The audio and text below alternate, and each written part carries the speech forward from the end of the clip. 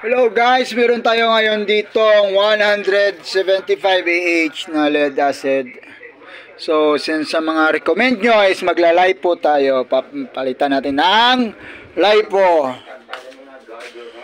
Ito, 120 cattle with 100 AA, 100 ampere BMS Dali balancer.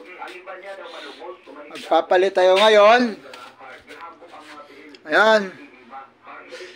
Tingnan natin yung performance.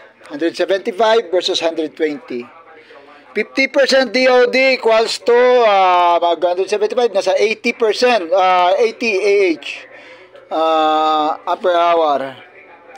175 laban sa 120 na lipo for 80% DOD, so mga nasa 12.8 or 20 na 12.5 ang discharge.